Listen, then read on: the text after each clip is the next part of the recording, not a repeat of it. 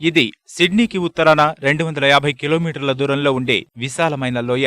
ఈ స్థలం south Wales జైళ్ల శాఖకు చెందినది. చూస్తే పంట కోతకాలంగా కనబడుతోంది. కాని ఇక్కడ పనిచేసేవారు మాత్రం రైతులు కాదు. నేరం రుజువై జైళ్లలో శిక్ష అనుభవిస్తున్నారు.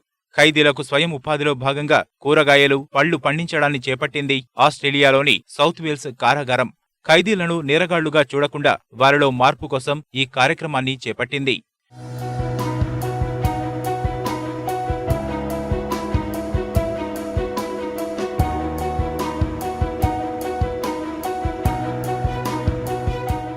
ఇక్కడి ఖైదీలు పండించే కూరగాయలు, పళ్లను దేశంలోని ఇతర జైళ్లకు పంపిస్తున్నారు. కేవలం డబ్బు ఆదా అవుతుందనే కాకుండా ఖైదీల ప్రవర్తనల్లో మార్పు తీసుకురావడం కోసమే ఈ ప్రయత్నం చేపట్టినట్లు అధికారులు చెబుతున్నారు.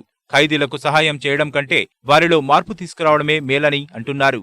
It's great that we can actually get savings but get really productive outcomes for the inmates themselves.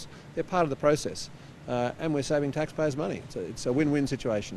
ఖైదీలు పండించిన పంటల్ని వారే స్వయంగా ప్యాకింగ్ చేసి ఇతర కారాగారాలకు తరలిస్తూ జైలుకు ఆదాయం తీసుకువస్తున్నారు.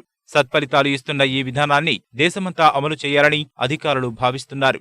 మంచి నడవడిక నేర్పుతూ వ్యవసాయం పట్ల తమకు అవగాహన కల్పించడంతో ఖైదీలు సంతోషం వ్యక్తం చేస్తున్నారు. తప్పు చేశామని బాధపడుతున్న వారికి ఇది ఒక వరంలా మారిందని భావిస్తున్నారు. ఖైదీలకు శిక్షతో పాటు పునరావాసం కల్పించడమే తమ లక్ష్యమని అధికారులు చెబుతున్నారు. ఇతర దేశాలకు తమ కార్యక్రమాలతో ఆదర్శంగా నడుస్తున్న ఆస్ట్రేలియా జైళ్లు ఖైదీలకు విద్యాబుద్ధులు నేర్పి వారిలో చైతన్యం కల్పించాలని యోచిస్తోంది.